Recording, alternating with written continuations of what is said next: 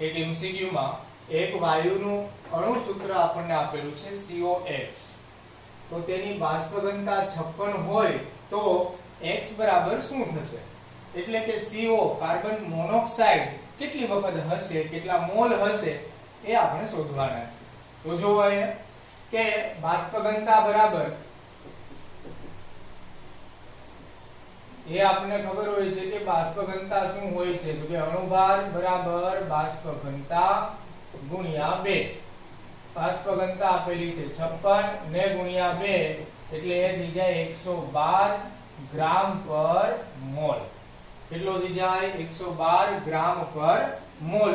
તો આ તો એનો અણુભાર આવી ગયો. હવે આપણે અણુભાર આવી ગયો એટલે ખબર પડી જશે કે કેટલી વખત CO છે, એટલે કે CO ના કેટલી વખત મોલ છે, કેટલા અણુ છે એ આપણને ખબર પડી જશે. તો મોલ બરાબર આપણે જાણીએ છીએ કે વજનના છેદમાં આણ્વીય દળ. મોલ બરાબર શું જાણીએ છીએ? વજનના છેદમાં આણ્વીય દળ. હવે અહીંયા આપણી પાસે CO છે, તો CO નું આણ્વીય દળ કહો અથવા વજન કહો કેટલું થાય? તો અહીંયા તમે જોશો કે અણુભાર આપણને આપેલો છે 112, એટલે કે આ એમનું વજન થઈ ગયું. અને CO નું આણ્વીય દળ કેટલું થાય છે? કે CO એટલે કે કાર્બન નું 12, ઓક્સિજન નું 16, તો કેટલું થઈ જાય? 28 ગ્રામ પર મોલ જેટલું. તો 112 ને ભાગ્યા 28 કરીએ તો 28 દુ 56 એટલે કે ડબલ, અને 56 દુ 112 એટલે કે 28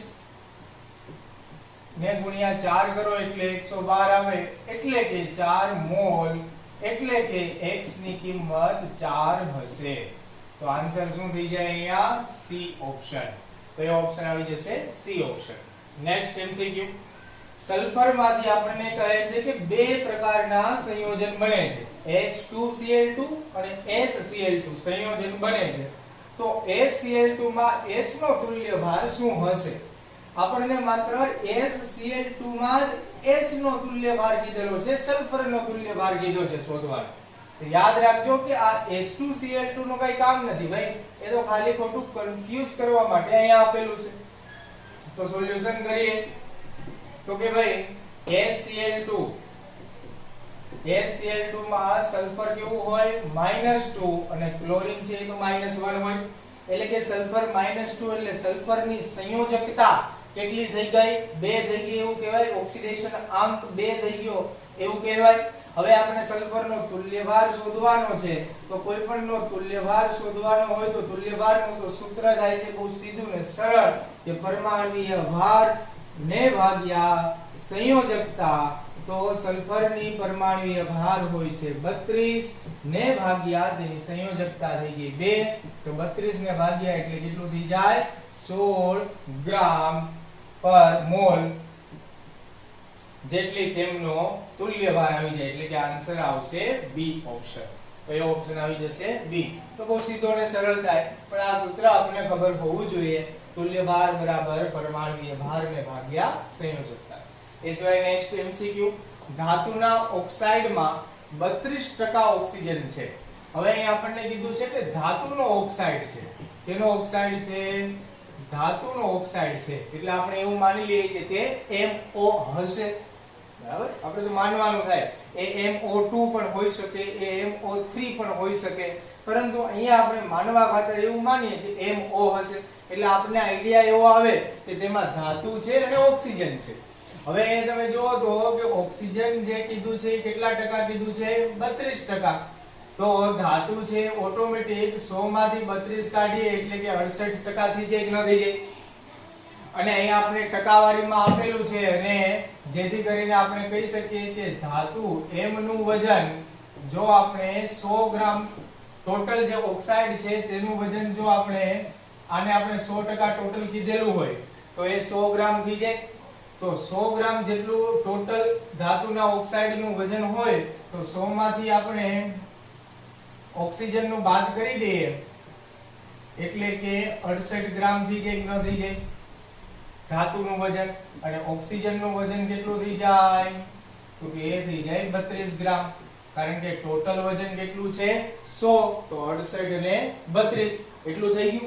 અધરવાઇઝ આને તમે સીધું એવું પણ સમજી શકો કે ધાતુનો ઓક્સાઇડ જો 100 ગ્રામ હોય તો એમાં ધાતુ 68 ગ્રામ અને ઓક્સિજન 32 ગ્રામ, જે આ રીતે જાવ. હવે આપણને કીધું છે કે તો ધાતુનો તુલ્ય ભાર શોધો. હવે ધાતુના તુલ્ય ભાર શોધ્યા પહેલા આપણને ઓક્સિજનનો તુલ્ય ભાર ખબર હોવી જોઈએ, તો આપણે ત્રિરાશિ મૂકી શકીએ. તો ઓક્સિજનનો તુલ્ય ભાર બરાબર શું થતું હોય? પરમાણુય ભારના છેદમાં સંયોજકતા. તો ઓક્સિજનનો પરમાણુય ભાર કેટલો હોય? 16, અને તેની સંયોજકતા કેટલી હોય? 2, કારણ કે ઓક્સિજન -2 હોય ને. તો 16 ને ભાગ્યા 2 એટલે કે 8 ગ્રામ પર મોલ. તો આ એમનો તુલ્ય ભાર થાય ઓક્સિજનનો. પછી ઓક્સિજનનો શોધવાનો નથી કીધો, અહીંયા ધાતુનો કીધેલો છે. તો આપણે હવે કંઈક આ રીતે ત્રિરાશિ મૂકવાની થાય, આ રીતે ગણતરી કરવાની થાય કે 32 ગ્રામ ઓક્સિજન હોય ત્યારે 8 ગ્રામ પર મોલ તુલ્ય ભાર થાય છે. 32 ગ્રામ ઓક્સિજન હોય ત્યારે 8 ગ્રામ પર મોલ જેટલો તુલ્ય ભાર થાય છે. તો 68 ગ્રામ ધાતુ હોય તો તેનો તુલ્ય ભાર કેટલો થાય? તો કે ભાઈ 68 ગુણ્યા 8 ને ભાગ્યા 32. 68 ગુણ્યા 8 ને ભાગ્યા 32, તો એનું તમે કેલ્ક્યુલેશન કરો તો એ આન્સર આવી જાય 17. કેટલું આવી જશે? 17 ગ્રામ પર મોલ. એટલે કે આન્સર આવશે સી ઓપ્શન. એ સિવાય નેક્સ્ટ એમસીક્યુ. અહીંયા આપણને એક રિએક્શન આપેલી છે I2 એટલે કે આયોડિન વાયુ પ્લસ 5Cl2 ક્લોરીન વાયુ પ્લસ 6H2O પાણી plus 2HiO3 iodic acid 10HCl hydrochloric acid. તો 10H2HCl આપેલા છે, એ રીતે આપેલું છે. તો હવે કહે છે કે I2 નો તુલ્ય ભાર કેટલો થાય? I2 નો તુલ્ય ભાર કેટલો થાય? અહીંયા છે એ પણ આપણે સમજી લેવું પડે કે I2 નો આણ્વીય ભાર ઓપ્શન પરથી સમજી શકીએ કે આણ્વીય ભાર કેટલો હશે? m ગ્રામ પર મોલ જેટલો. તો હવે આપણે જોવાનું એ થાય, હવે આપણે સમજવાનું એ થાય કે કેટલો I2 ની સંયોજકતા છે. કહેવાનો મતલબ કેટલો ફેરફાર થાય છે. તો બરાબરથી સમજજો કે I2 માંથી શું બને છે રિએક્શનમાં જોતા? HiO3. શું બને છે I2 માંથી? HiO3. હવે આપણે ખબર છે દ્વિ પરમાણુય જે અણુ હોય તેનો ઓક્સિડેશન આંક કેટલો હોય? 0. અને અહીંયા આયોડિન નો કેટલો થશે? તો કે ઓક્સિજન નો -2 હોય તો 3 દુ 6, હાઇડ્રોજન નો +1 હોય. આનો -2 એટલે આ 3 દુ 6 થાય ટોટલ. તો 6 માંથી 1 કાઢીએ તો આયોડિન નો કેટલો થઈ જશે? +5. તો તમે જો તો આયોડિન છે એ 0 માંથી +5 થયો એટલે કે આયોડિન છે તેના ઉપર કેટલો ઓક્સિડેશન આંકનો ફેરફાર થયો? 5 નો. તો હવે તેમનો આપણે તુલ્ય ભાર શોધવાનો કીધો છે. તો તુલ્ય ભાર બરાબર તો આપણે જાણીએ છીએ પરમાણુય ભાર ને ભાગ્યા સંયોજકતા. ને ભાગ્યા સંયોજકતા કરીએ તો પરમાણુય ભાર તો આપણે તેનો કેટલો છે? m, અને સંયોજકતા કેટલી થઈ ગઈ? 5. તો m ને ભાગ્યા 5 એટલે કે આન્સર આવે સી ઓપ્શન.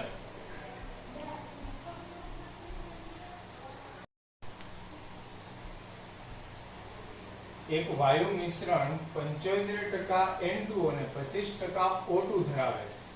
એટલે કે એક જે મિશ્રણ છે એ N2 અને O2 વાયુનું મિશ્રણ છે, જેમાં N2 નું ટકાવાર પ્રમાણ કેટલું કીધેલું છે? 75%, અને O2 નું કેટલું કીધેલું છે? 25%. તો કે છે કે આ વાયુ મિશ્રણની બાષ્પ ઘનતા શું છે? હવે આપણને એ ખબર છે કે બાષ્પ ઘનતા બરાબર થતું હોય છે આણ્વીય દળ અથવા તો કહો અણુભાર ને ભાગ્યા 2. આ એનું સૂત્ર છે. એટલે કે આપણે અણુભાર શોધવો પડશે. હવે આપણે નાઇટ્રોજનની ટકાવારી કીધેલી છે 75%, તો તેના આધારે N2 નો અણુભાર મળી જશે કેટલો છે, અને O2 નો 25% છે તો એના આધારે એમનો મળી જશે કેટલો છે. તો આ રીતે ત્રિરાશિ મૂકવાની થશે કે N2 માટે શું થશે? તો કે N2 માટે આપણે 75% છે. હવે 100% હોય ત્યારે 100% 100% હોય ત્યારે N2 છે એ 14 દુ 28 એટલે કે 28 ગ્રામ થાય. 28 ગ્રામ હોય તો 75% છે ત્યારે કેટલું થઈ જાય? તો કે 75 ને ગુણ્યા 28 ને ભાગ્યા 100 તો એ થઈ જતું હોય છે 21 ગ્રામ. એટલે કે ત્રીજો ભાગ. તો 7 ચોક 28 થાય તો ત્રીજો ભાગ એટલે 7 તેરી 21 એટલે 21 ગ્રામ થાય. જ્યારે O2 માટે શું થશે? તો કે 100% હોય ઓક્સિજન ત્યારે એ 16 દુ 32 ગ્રામ થાય. તો અહીંયા આપણને કેટલા ટકા કીધો છે? 25%. તો કેટલો થાય? તો 25 ને ગુણ્યા 32 ને ભાગ્યા 100 એટલે કે 25 ગુણ્યા 32 ને ભાગ્યા 100 તો તમે જુઓ કે 100% એ 32 તો 25% એ કેટલું? 100 ના 25% એટલે 1 ગણું થયું કહેવાય. 25 ચોક 100 થાય 4 ગણા એટલે 100 તો 25 એ કેટલા થાય? 1 ગણું થાય. તો 32 ના 4 ભાગ પાડવાના તો 8 ચોક 32 એટલે કે 25% એ કેટલું થઈ જાય? તો કે 8 ગ્રામ. એ ગણતરી ખબર ન પડતી હોય તો ભાગાકાર ગુણાકાર કરી નાખવાનો. તો ટોટલ અહીંયા N2 અને O2 નું જે મિશ્રણ કરીએ તો તેનું આણ્વીય દળ 21 અને 8 કેટલું થઈ જતું હોય છે? 29 ગ્રામ થઈ જતું હોય છે. કેટલું ગ્રામ થઈ જતું હોય છે? 29 ગ્રામ. હવે આ 29 ગ્રામ ને આપણે અહીંયા મૂકીએ કિંમત તો અણુભાર છે આપણે કેટલો આવ્યો? તો કે 29 વજન આવ્યું ને ભાગ્યા 2 તો 29 ને ભાગ્યા 2 તો 28 ને ભાગ્યા 14 તો 29 ને ભાગ્યા 2 થઈ જશે 14.5 ગ્રામ. એટલે કે અહીંયા આન્સર આવશે C 14.5. એ સિવાય બીજું જોઈએ કે પાણીના 2 ટીપાનું કુલ કદ. ખાસ યાદ રાખજો અહીંયા આપણને શું આપેલું છે? પાણી. અહીંયા પ્રવાહી કહી દીધેલું છે કે પાણી છે. પાણીના 2 ટીપાનું કુલ કદ 0.1 ml છે તો પાણીના 1 ટીપામાં કુલ કેટલા અણુ આવેલ હશે? અહીંયા આપણને 2 ટીપાનું કુલ કદ આપેલું છે. હવે તેમનું સોલ્યુશન કરીએ તો હવે પાણીની ઘનતા આપણે જાણીએ છીએ, ઘનતાની જરૂર પડે. પાણીની ઘનતા આપણે જાણીએ છીએ કે તે થતી હોય છે 1 ગ્રામ પર ml. એટલે કે તેના ml અને ગ્રામ બંને સમાન હોય છે. તો અહીંયા આપણને 2 ટીપાનું કદ આપેલું છે. પાણીના 2 ટીપા નું કદ એ આપેલું છે 0.1 ml. તો પાણીના 1 ટીપા અહીંયા આપણે 1 ટીપામાં શોધવાનું છે એટલે 1 ટીપાનું કદ જોશે. 1 ટીપાનું કદ અડધું એટલે થઈ જશે 0.05 ml. હવે તેમનું કદ કહીએ અથવા તો કહીએ તેમનું દળ તો દળ પણ 0.05 ml જ થઈ જાય કારણ કે તેની ઘનતા શું હોય? 1 ગ્રામ પર ml જેટલી. તો આ એનું દળ પણ એટલું થઈ જશે જે ગ્રામમાં હોય. ઓકે. તો હવે આપણને એટલી ખબર છે કે પાણીનું આણ્વીય દળ કેટલું હોય? તો કે પાણીનું આણ્વીય દળ હોય છે 18 ગ્રામ પર મોલ. તો હવે અહીંયા ત્રિરાશિ શું મૂકવાની થાય? તો કે 18 ગ્રામ પાણી હોય ત્યારે તેમાં 1 મોલ જેટલા અણુ હોય. 1 મોલ એટલે કે 6.022 ગુણ્યા 10 ની 23 ઘાત જેટલા અણુ હોય તો 0.05 ગ્રામ પાણી છે તેમાં કેટલા અણુ હશે? 0.05 ગ્રામ એટલે એક જ ટીપાનું થઈ જશે દળ.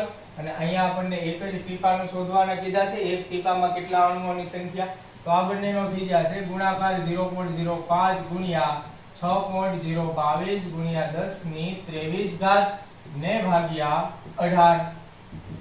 તો 0.05 ગુણ્યા 6.022 ગુણ્યા ના ભાગ્યા 18 કરીએ તો એમનો આન્સર થઈ જાય 0.0167 ગુણ્યા 10 ની 23 ઘાત ના 23 ઘાત. પરંતુ 0.0167 10 ની 23 ઘાત નથી પરંતુ 1.67 ગુણ્યા 10 ની 21 ઘાત છે તો એ તો થઈ જાય. બે ઘાત ઘટાડવાની છે એટલે 2 પોઈન્ટ જમણી બાજુ ચાલીએ 1 અને 2 તો 1.67 ગુણ્યા 10 ની 21 ઘાત અણુ એક પાણીના ટીપામાં હોય છે એટલે કે આન્સર આવશે સી 1.67 ગુણ્યા 10 ની 21 ઘાત.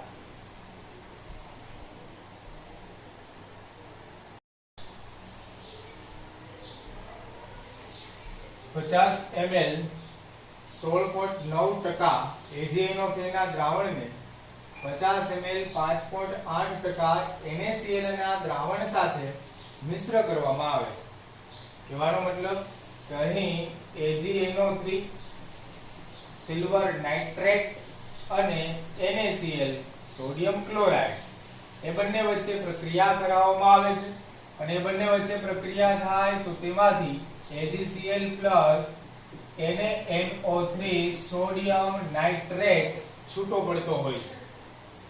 હવે કે છે કે મિશ્ર કરવામાં આવે ત્યારે ઉદ્ભવતા અવક્ષેપનું દળ કેટલું થાય, એટલે કે જે કાંઈ અવક્ષેપ ઉદ્ભવે છે, જે કાંઈ પ્રેસિપિટેટ બને છે, આવે છે, તેનું દળ, તેનું વજન કેટલું થાય. હંમેશા યાદ રાખજો કે જ્યારે આ બંનેનું મિશ્રણ કરીને આ બે પદાર્થ બને છે ત્યારે હંમેશા પ્રેસિપિટેટ એટલે કે અવક્ષેપણ AgCl નું જ થતું હોય છે KSP ના નિયમ પ્રમાણે, દ્રાવ્યતા ગુણાકારના નિયમ પ્રમાણે, જે 7મા ચેપ્ટર સંતુલનમાં આવતું હોય છે. તો AgCl નું અવક્ષેપણ થતું હોય છે. એ સિવાય આગળ હવે અહીં જોઈએ આપણને 16.9% કીધેલો છે અને એમનું ml એમનું કદ કેટલું કીધેલું છે 50 ml. હવે તમે જુઓ તો કે 100 ml ટકાવારી છે એટલે આપણે તેને 100 સાથે સરખાવવા પડે. 100 ml આપણે એમનું કદ માનીએ અને ત્યારે જો એ 16.9% AgNO3 હોય તો 50 ml કેટલું થઈ જાય તો કે 16.9 ને ભાગ્યા 2 અડધું થઈ જાય. તો 16 નું અડધું 8 અને 9 નું 90 નું અડધું થઈ જાય 45. તો 8.45 ગ્રામ AgNO3 થાય. કેટલા ગ્રામ થઈ જાય AgNO3? 8.45 ગ્રામ. તો અહીંયા આપણે લખી શકીએ 8.45 ગ્રામ AgNO3 છે. એ સિવાય NaCl માટે પણ આ જ રીતે કે 100 ml હોય ત્યારે તે 5.8 ગ્રામ NaCl આપેલું છે. તો 50 ml હોય ત્યારે કેટલું આપે છે તો કે ભાઈ એ બંનેનું શું થઈ જાય ભાગાકાર થઈ જાય 5.8 નો અને 5.8 નો વળી પાછો ભાગાકાર કરીએ તો 58 એટલે કે 29 એટલે કે 2.9 ગ્રામ NaCl થાય. એટલે કે અહીં આપણે લખી શકીએ 2.9 ગ્રામ NaCl. તો સમજ પડી કે ટકાવારી જે 50 ml જ આપેલું છે આપણને અહીંયા કદ, તેના આધારે આ રીતે આપણે તેમનું વજન છે એ શોધી શકીએ છીએ. હવે તેમનું વજન આપણને મળી ગયું તો હવે એ બંનેના આપણે શું શોધવાના રહેશે અહીંયા તો કે મોલ. મોલ એટલે કે તેમનું આણ્વીય દળ વડે તેમનો ભાગાકાર કરવાનો. AgNO3 નું આણ્વીય દળ કેટલું થઈ જતું હોય તો કે 170 અને NaCl નું કેટલું થતું હોય તો કે 58.5. કેટલું થતું હોય 58.5. આમાં AgNO3 માં 170 કઈ રીતે થાય તો કે Ag નું હોય છે 108, Ag નું હોય છે 108, નાઇટ્રોજન નું થઈ જાય 14 અને ઓક્સિજન 3 વખત છે એટલે 16 તેરી 48. તો આ થઈ જાય 48 ઓક્સિજન નું. તો આ ત્રણેયનો સરવાળો કરીએ તો એ આવી જતો હોય છે 170 ગ્રામ પર મોલ જેટલો, એટલે કે 170 આન્સર આવતો હોય છે.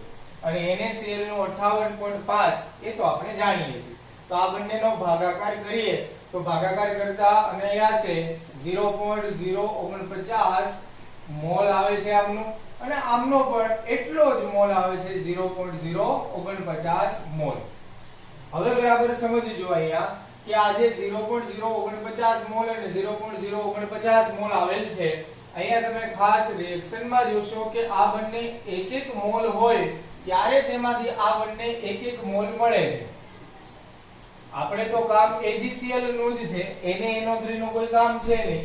AgCl કહેવાનો મતલબ કે પણ એ પણ એક જ મોલ મળે છે. તો અહીંયા આપણે ત્રિરાશિ એ રીતે સમજી શકીએ કે 1 મોલ AgNO3 0.049 1 મોલ AgNO થી 1 મોલ AgCl મળતું હોય તો 0.049 મોલે કેટલું મળે તો કે 0.049. એટલે અહીંયા આપણે એ રીતે સમજીને લખી શકીએ કે AgCl એ 0.049 મોલ મળે છે. કેટલું મળે છે 0.049 મોલ મળે છે. હવે અહીંયા આપણને મોલ તો શોધવાના કીધા નથી, અહીંયા આપણને અવક્ષેપનું શું શોધવાનું કીધું છે દળ. તો AgCl નું દળ બરાબર થઈ જાય 0.049 એટલે કે મોલ, અને AgCl નું આણ્વીય દળ વળી પાછું કેટલું થઈ જાય તો કે Ag નું હોય 108 અને ક્લોરીન નું થઈ જાય 35.5. તો 108 પ્લસ 35.5 એટલે એ થઈ જાય 8 ને 13 એટલે કે 143.5. કેટલું થઈ જાય 143.5 અને આ બંનેનો તમે ગુણાકાર કરો એટલે એ આન્સર આવી જતો હોય છે એપ્રોક્સિમેટ 7 ગ્રામ્સ. કેટલો આવી જતો હોય છે 7 ગ્રામ, એટલે કે બી આન્સર આવતો હોય છે.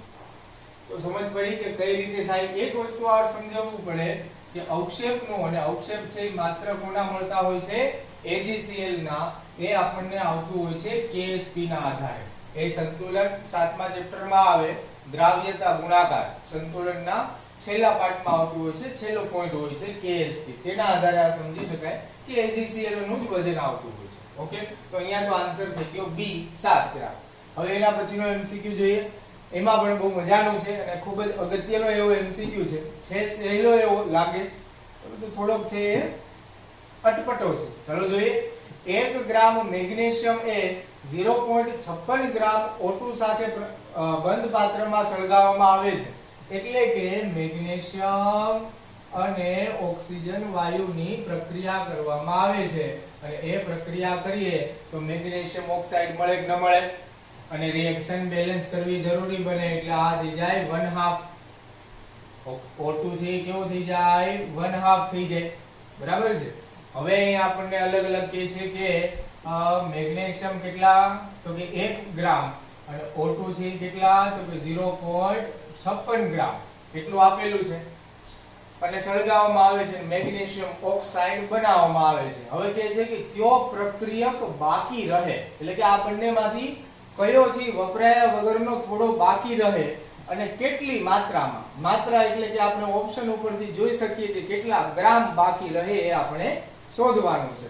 તો કહેવાનો મતલબ કે આ જે MCQ છે એ MCQ કયા ટોપિકનો થઈ જાય તો કે સીમિત પ્રક્રિયકનો થઈ જાય.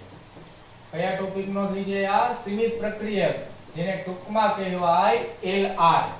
ટૂંકમાં શું કહેવાય LR, લિમિટિંગ રિએજન્ટ. અહીંયા આપણે લિમિટિંગ રિએજન્ટ શોધવાનો છે. હવે લિમિટિંગ રિએજન્ટ શોધવા માટે ખૂબ જ સરળ અને સીધી રીત છે જે હું તમને અહીંયા કહું છું. જે કાંઈ તમને આપેલા હોય પ્રક્રિયક તેને તેના મોલમાં સૌપ્રથમ ટ્રાન્સફર કરવાના, રૂપાંતરિત કરવાના. જો મોલમાં જ આપેલા હોય તો ફેરવવાની જરૂરિયાત નથી. અહીંયા મોલમાં નથી આપેલા એટલે આપણે તેને મોલમાં ફેરવવા પડશે. 1 ગ્રામ મેગ્નેશિયમનું આણ્વીય દળ થતું હોય 24 અને 0.56 O2 એટલે કે 1 ઓક્સિજનનું 16 તો 2 નું થઈ જાય 32 એટલે કે ભાગ્યા 32. તો આ બંનેના મોલ 1 ને ભાગ્યા 24 એટલે એના મોલ થઈ જાય 0.0416 મોલ, અને 0.56 ને ભાગ્યા 32 એટલે એના મોલ થઈ જાય 0.0175 મોલ. હવે શું કરવાનું તો કે હવે શું આમ જોતા ખબર પડી જાય કે કોણ સીમિત પ્રક્રિયક હશે, કોણ LR હશે તો કે ના, એવું રિસ્ક લેવાનું નહીં, પરંતુ અહીંયા ભાગ્યા 1 અને અહીંયા ભાગ્યા 1/2 કરી દેવાના.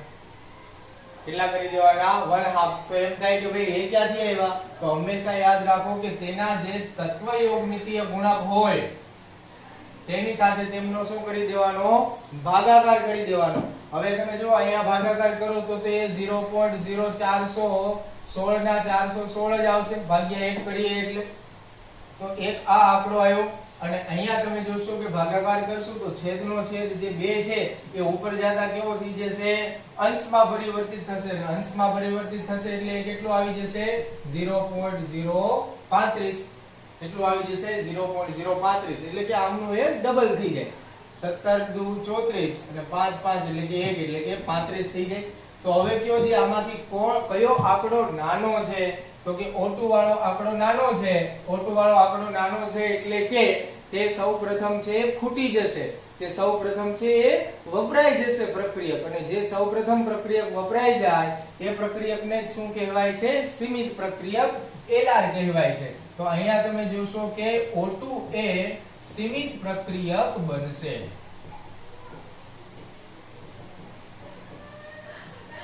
કોણ બનશે અહીંયા સીમિત પ્રક્રિયક? તો કે O2 ઓક્સિજન વાયુ છે એ સીમિત પ્રક્રિયક બનશે.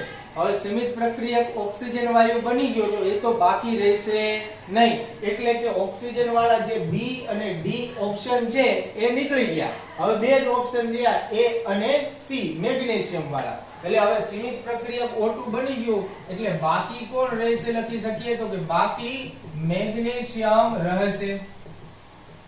બાકી કોણ રહી જાય? તો કે મેગ્નેશિયમ. હવે સવાલ એ થાય કે કેટલો બાકી રહેશે? તો યાદ કરો, એમાં એક ત્રિરાશિને મૂકવાનું થાય. મેગ્નેશિયમ કેટલો બાકી રહેશે એના માટે. તો મેગ્નેશિયમ માટે તમે જુઓ તો બરાબર અહીંયા ધ્યાનથી આપણને તેના મેગ્નેશિયમના મોલ કેટલા છે એક વસ્તુ યાદ રાખજો ભાઈ, કે આ જે આંકડા છે એ માત્ર ને માત્ર આપણે સીમિત પ્રક્રિયક શોધવા માટે જ વપરાતા હોય છે. સીમિત પ્રક્રિયક શોધાઈ ગયા બાદ આ આંકડાઓને ધ્યાનમાં લેવાના નહીં. આપણા મોલ તો અહીંયા છે સાચા, કે મેગ્નેશિયમના મોલ એટલા છે અને ઓક્સિજનના મોલ 0.0175 છે. હવે તમે જુઓ પ્રક્રિયા પરથી શું ત્રિરાશિ મૂકી શકાય? તો કે જ્યારે અડધો મોલ O2 વાયુ વપરાય છે ત્યારે 1 મોલ મેગ્નેશિયમ વપરાય છે. જ્યારે અડધો મોલ O2 વાયુ વપરાય છે ત્યારે કેટલા મોલ મેગ્નેશિયમ વપરાય છે? તો કે 1 મોલ વપરાય છે.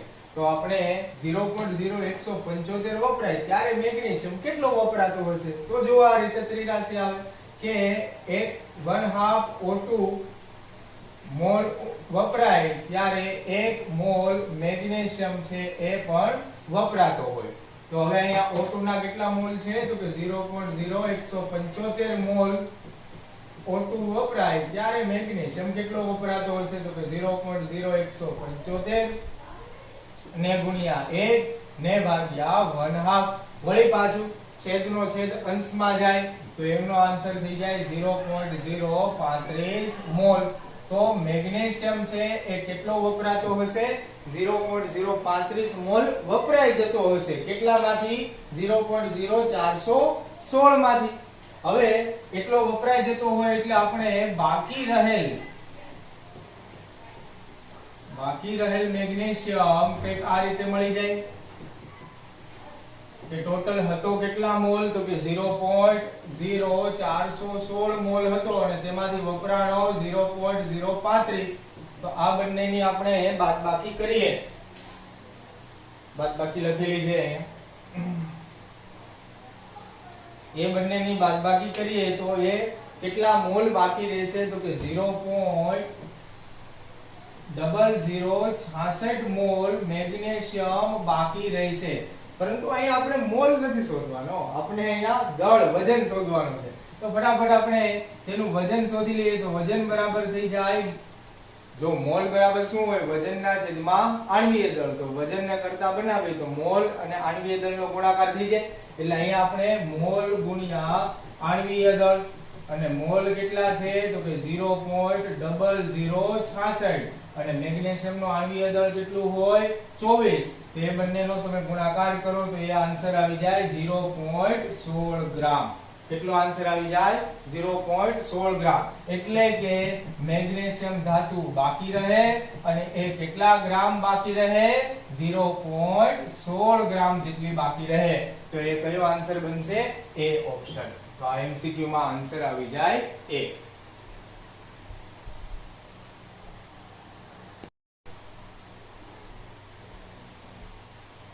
એક સંયોજન વજનથી 8% સલ્ફર ધરાવે છે. 8% સલ્ફર ધરાવે છે તો તે સંયોજનનો અણુભાર કેટલો હશે? હવે તમે જુઓ કે અહીંયા આપણને સંયોજન કયું છે એ કંઈ કીધું નથી. એ સંયોજનનું ઓક્સાઇડ હશે કે એનો ક્લોરાઇડ સ્વરૂપમાં હશે એ પણ આપને કંઈ ખબર નથી. અહીંયા માત્ર આપણી પાસે એક જ ડેટા છે કે જે કાંઈ સંયોજન છે એમાં સલ્ફર હશે અને એ સલ્ફર 8% જેટલું હશે. તો આપણે માની લેવાનું થાય કે જે કાંઈ સંયોજન છે એ સંયોજન 100 ગ્રામ જેટલું છે.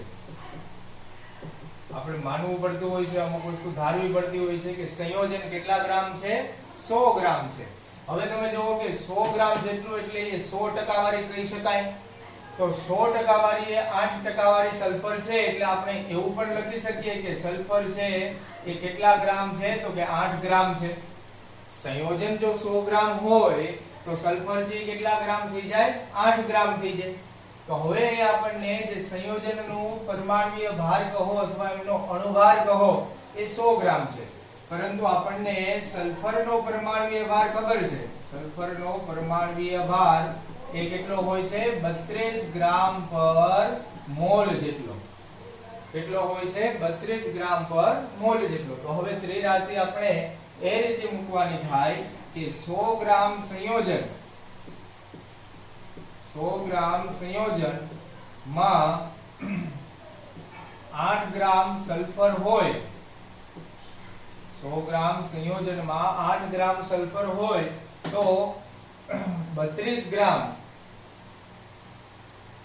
એટલે જ મેં ત્રિરાશિ ઊંધી મૂકવાની થઈ કે આપણે આ સલ્ફર છે આપણી પાસે એટલે કે 8 ગ્રામ સલ્ફર હોય ત્યારે સંયોજન કેટલા ગ્રામ થાય છે? તો કે 100 ગ્રામ સંયોજન થાય.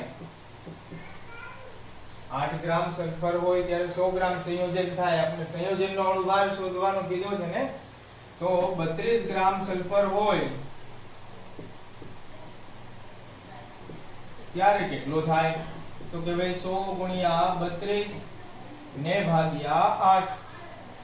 100 ગુણ્યા 32 ને ભાગ્યા 8 તો 8 ચોક 32 અને 100 ગુણ્યા 4 એટલે થઈ જાય 400 ગ્રામ સંયોજનનો અણુભાર હશે. 400 ગ્રામ સંયોજનનો અણુભાર હશે એટલે આન્સર થઈ જાય સી ઓપ્શન. કેટલા ગ્રામ થઈ ગયો? 400 ગ્રામ. તો ઘણી વખત આપણે આ રીતે ધારવું પડતું હોય છે, માનવું પડતું હોય છે. એ સિવાય એના સિવાયનો એક એમસીક્યુ, એક દ્રાવણની ઘનતા 1.2 ગ્રામ પ્રતિ મોલ છે.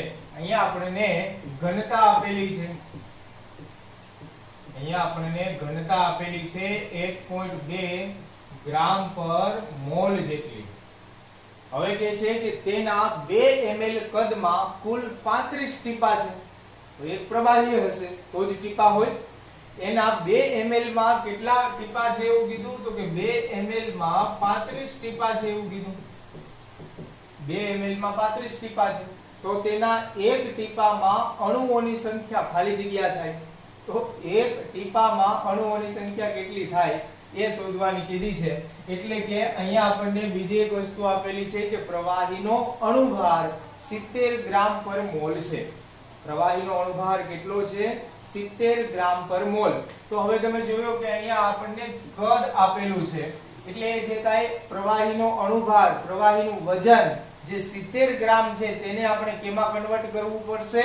તો કે ml માં એટલે કે કદમાં. તો કદમાં કન્વર્ટ થઈ જાય કારણ કે આપણી પાસે ઘનતા છે. કારણ કે ઘનતા બરાબર હોય છે દળના છેદમાં કદ. અને આપણે કદ શોધવું છે તો કદને કરતા બનાવીએ તો શું થઈ જાય? તો કે દળને ભાગ્યા ઘનતા. દળ આપણી પાસે કેટલું છે પ્રવાહીનું? 70. ઘનતા કેટલી છે? 1.2. તો આ એમનું કદ આવી ગયું એટલા ml. અને આપણે એમ જ રાખશું 70 ને ભાગ્યા 1.2 ml એમનું કદ આવી ગયું. હવે તમે જુઓ અહીંયા આપણી પાસે 2 ml કદ છે. આ જે છે એક પ્રતિ મોલ હોય એટલે આપણે એ રીતે લખી શકીએ ત્રિરાશિ કે 70 ને ભાગ્યા 1.2 ml હોય ત્યારે કેટલા ટીપા થાય કે ત્યારે કેટલા અણુઓ થાય એવું પણ માની શકીએ. એવોગેડ્રો તો કે 6.022 ગુણ્યા 10 ની 23 ઘાત એટલે કે Na. કારણ કે ઓપ્શનમાં તમે જોશો કે બધી જગ્યાએ Na લખેલું છે એટલે આપણે શું કરવાનું થશે? તો કે 70 ને ભાગ્યા 1.2 ml હોય ત્યારે Na ટીપા થાય ત્યારે કેટલા ટીપા થાય Na એવોગાડ્રો જેટલા ટીપા થાય કારણ કે પ્રતિ મોલ છે આપણી પાસે 70 ગ્રામ છે Na ટીપા થાય તો આપણી પાસે હવે કેટલા ml છે તો કે 2 ml હોય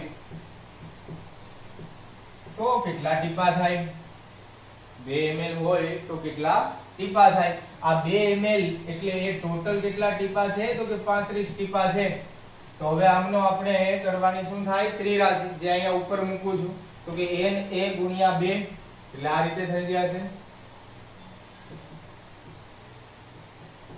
2Na 2 ગુણ્યા Na ને ભાગ્યા થઈ જશે 70 ને ગુણાકારમાં 1.2 કારણ કે 70 અને 1.2 છે એ અંશમાં હોય તો અંશનો અંશ છે 1.2 એ છેદનો છેદ છે એ અંશમાં આવી જાય હવે 2 ને ભાગ્યા 70 એટલે 35 થઈ જાય તો હું આને આ રીતે લખી શકું 1.2 Na ના છેદમાં 35 તો એટલા તો શું આવ્યા તો કે ટીપા પરંતુ આપણે ટીપાની સંખ્યા નથી શોધવાની આપણે તો એક ટીપાનો અણુઓની સંખ્યા શોધવાની છે કે એક ટીપામાં કેટલા અણુઓ હોય તો તમે જુઓ કે અહીંયા આપણી પાસે 35 ટીપા છે ત્યારે 2 ml જેટલું કદ થાય છે કેટલા ટીપા હોય છે 35 ટીપા હોય ત્યારે તે 2 ml જેટલું કદ થાય છે 35 ટીપા અથવા 2 ml ત્યારે આપણને આટલી સંખ્યા મળી તો આપણે એક માં કેટલું હોય એટલે ત્રિરાશિ આપણે આ રીતે મૂકવાની થશે કે 2 ml એટલે કે 35 ટીપા 2 ml એટલે કે 35 ટીપા હોય ત્યારે 1.2 ના ભાગ્યા 35 Na જેટલા થાય તો એક ટીપા માટે નું આણ્વીય દળ કેટલું થઈ જાય તો કે ભાઈ 1.2 Na ને ભાગ્યા 35 ના છેદમાં આ 2 ml અહીંયા આપણે ટીપાની સાથે સરખામણી કરીએ છીએ એટલે કેટલા લખવાના થશે 35 તો 1.2 Na ના છેદમાં 35 નો વર્ગ કરી શકું આ અને 1.2 ગુણ્યા Na ના છેદમાં 35 નો વર્ગ એવો એ કયો આન્સર છે તો કે સી આન્સર છે કયો આન્સર છે સી આન્સર તો અહીંયા આ રીતે આપણે શોધ્યું જો થોડું રિપીટ કરી દઈએ કે પહેલા આપણે ઘનતા આપેલી છે 1.2 ગ્રામ પર મોલ 2 ml માં 35 જેટલા ટીપા છે એવું આપણને કીધેલું છે આપણી પાસે ml છે એટલે જે કાઈ 70 ગ્રામ આપેલું છે તેને આપણે ml માં ફેરવું છે 70 ને ભાગ્યા 1.2 ml થયું હવે 70 ને ભાગ્યા 1.2 ml હોય ત્યારે Na જેટલા ટીપા થાય તો 2 ml માં કેટલા ટીપા થાય તો એની ત્રિરાશિ મૂકી તો કે 1.2 Na ને છેદમાં 35 જેટલા ટીપા થાય હવે આપણને ખબર છે કે 35 ટીપાએ છે એટલું આણ્વીય દળ થાય છે એટલું એનું વજન થાય છે તો એક ટીપાએ કેટલા અણુઓની સંખ્યા થાય 35 ટીપાએ એટલા અણુઓની સંખ્યા થાય છે Na એટલે અણુઓની સંખ્યા થાય તો એક ટીપાએ કેટલા અણુઓની સંખ્યા હોય ત્રિરાશિ મૂકી તો ત્રિરાશિ મૂકતા આપણને આન્સર આવ્યો 1.2 ગુણ્યા Na ને ભાગ્યા 35 નો વર્ગ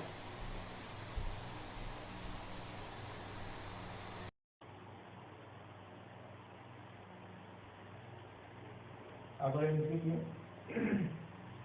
કેલ્શિયમ કાર્બોનેટના એક નમૂનામાં 3.01 ગુણ્યા 1023 ઘાત આયનો છે પહેલા તો તેનું સોલ્યુશન કરતી વખતે કેલ્શિયમ કાર્બોનેટનું આણ્વીય દળ આપણને ખબર હોવું જોઈએ અને કેલ્શિયમ કાર્બોનેટનું આણ્વીય દળ કેટલું થાય તો કે કેલ્શિયમનું પરમાણ્વીય દળ હોય 40 કાર્બનનું થઈ જાય 12 અને એક ઓક્સિજનનું 16 હોય તો 3 નું થઈ જાય 48 અને આનો સરવાળો કરીએ તો 48 ને 12 60 ને 40 100 તો કે 100 ગ્રામ પર મોલ જેટલું તેમનું આણ્વીય દળ હોય છે હવે આપણને ખબર છે કે તેમાં બે પ્રકારના આયનો આવેલા હોય છે કેલ્શિયમ કાર્બોનેટમાં એક હોય છે Ca+2 અને એક હોય છે CO3-2 હવે અહીં આપણને શું કહે છે કે એક નમૂનામાં 3.01 ગુણ્યા 1023 ઘાત આયનો કેલ્શિયમ+2 ના આવેલા છે એટલે કે Ca કેલ્શિયમ+2 ના આયનો કેટલા આવેલા છે કીધું 3.01 ગુણ્યા 10 ની 23 ઘાત અને તેટલા જ આયનો CO3 2 ના છે એટલે કે એનો એ જ આંકડો આપણે લખવાનો થાય કે કાર્બોનેટમાં કાર્બોનેટ આયનમાં હવે તમે જુઓ કે તે નમૂનાનું દળ ખાલી જગ્યા ગ્રામ હશે એવું આપણને કીધું તો તમે સમજો છો કે અહીંયા આ બંને આયનોની સંખ્યા સરખી છે તો Ca અને CO3 એ બંને જોડાય તો બંને એક એક વખત જ જોડાય અને કેલ્શિયમ કાર્બોનેટ બની જાય એટલે કે કેલ્શિયમ કાર્બોનેટ ના પણ અણુઓની સંખ્યા 10 ની -23 ઘાત 3.01 ગુણ્યા 10 ની 23 ઘાત આયનો થઈ જાય કે ના થઈ જાય જેથી કરીને હવે આપણે તેમનું દળ શોધવા માટે ત્રિરાશિ મૂકવાની થાય કે ભાઈ 6.022 ગુણ્યા 10 ની 23 ઘાત અણુ હોય ત્યારે તેમનું વજન કેલ્શિયમ કાર્બોનેટ ના એટલા અણુ હોય ત્યારે તેમનું આણ્વીય દળ કેટલું છે તો કે 100 ગ્રામ જેટલું થાય એવોગાડ્રો આંક એટલે મોલ થાય પ્રતિ મોલ તો કે 100 ગ્રામ જેટલું હોય તો 3.01 ગુણ્યા 10 ની 23 ઘાત જેટલા અણુ હોય ત્યારે કેટલું વજન થાય તો કે ભાઈ 100 ગુણ્યા 3.01 ગુણ્યા 10 ની 23 ઘાત ને ભાગ્યા 6.022 ગુણ્યા 10 ની 23 ઘાત તો અહીંયા જોશો આ 10 ની 23 ઘાત 10 ની 23 ઘાત કેન્સલ થાય અને આ 3 દુ 6 એટલે આ 2 50 100 એટલે કે 50 ગ્રામ કેલ્શિયમ કાર્બોનેટ નું વજન થાય કેટલા ગ્રામ થાય 50 ગ્રામ તો આન્સર કયો થઈ જાય ડી ઓપ્શન બીજો ઓપ્શન આન્સર થઈ જાય એ સિવાય નેક્સ્ટ એમસીક્યુ કે લોખંડના એક ગોળાકાર દડામાં 56% Fe છે અહીંયા આપણને કેટલા ટકા Fe છે એવું કીધેલું છે તો કે 56% Fe છે આ મહત્વનું થાય 56% Fe છે તેની ત્રિજ્યા આપણે Fe ને ગોળાકાર માની લીધેલો છે પરંતુ કોઈ પણ પરમાણુ હોય એ ગોળાકાર જ હોવાનો ચેપ્ટર નંબર 2 માં આપણે સાબિત કરીને આવ્યા છીએ જે થોમ્સનના ને બધા નિયમમાં તો તેની ત્રિજ્યા આપણને આપેલી છે ત્રિજ્યા એટલે થશે કે r જે કેટલી છે 7 સેન્ટીમીટર અને તેમની ઘનતા આપેલી છે d 1.4 ગ્રામ પ્રતિ સેન્ટીમીટર ઘન હવે આપણને શોધવાનું શું છે આગળ તો તે દડામાં Fe ના ખાલી જગ્યા મોલ હાજર હશે આપણને મોલ શોધવાના કીધા છે પરંતુ મોલ શોધવા માટે આપણને ખબર છે કે મોલ એટલે શું જોઈતું હોય છે આપણે તો કે વજન ના છેદમાં પરમાણુય ભાર Fe નો તો 56 ગ્રામ પર મોલ થાય એ તો ખબર પડી જાય પરંતુ આપણે જોઈએ વજન અથવા તો બીજા શબ્દમાં કહીએ તો દળ આપણે શોધવું પડે તો દળ છે કેના પરથી શોધી શકાશે તો કે ઘનતા પરથી કારણ કે ઘનતાનું શું સૂત્ર હોય છે તો કે ઘનતા બરાબર દળના છેદમાં કદ ઘનતા બરાબર શું હોય છે દળના છેદમાં કદ હવે દળના છેદમાં કદ હોય તો આપણે દળ શોધવાનું છે અને કદ છે ક્યાંથી મળશે તો કે આ ત્રિજ્યા પરથી કોઈ પણ આપણે ગોળાકાર હોય તેનું કદ શોધવા માટેનું સૂત્ર શું થઈ જાય તો કે 4/3 પાઈ r ક્યુબ તો આમાં કિંમત મૂકીએ તો 4/3 પાઈ ની કિંમત થઈ જાય 3.14 અથવા 22 ને ભાગ્યા 7 અને r એટલે ત્રિજ્યા આપણને આપેલી છે 7 તો 7 નો થઈ જાય ઘન તો આ બધાનું કેલ્ક્યુલેશન કરીએ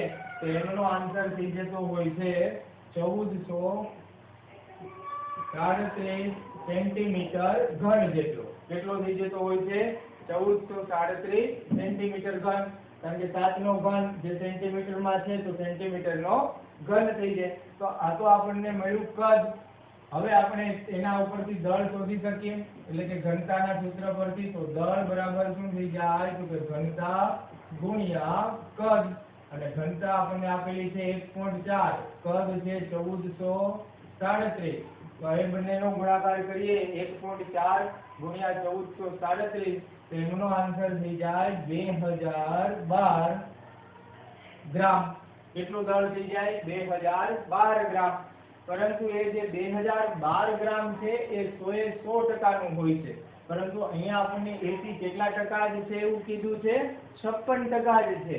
તો એપી 56% હોય તો આ જે દળ છે તેને પણ આપણે 56% માં ફેરવવું પડે. એટલે કે આ રીતની હવે એમાં ગણતરી થઈ જાય કે એપી નું દળ બરાબર 2012 ગુણ્યા 56 ને ભાગ્યા 100, એટલે કે 100% વાળી એ 56% નું આપણે કેલ્ક્યુલેશન થાય, એટલે કે 2012 ગુણ્યા 56 ભાગ્યા 100, તો એમનું કેલ્ક્યુલેશન કરીએ તો એમનો આન્સર આવી જાય 1127 ગ્રામ. તો એપી નું દળ કેટલું છે કીધું અહીંયા 1127 ગ્રામ. તો હવે સીધું થઈ ગયું, હવે આપણે મોલમાં કિંમત મૂકવાની થાય કે મોલ બરાબર વજનના છેદમાં પરમાણુય ભાર, અને વજન તો આપણી પાસે છે 1127, વજન છે આપણી પાસે 1127 અને પરમાણુય ભાર કેટલો થાય એપી નો 56.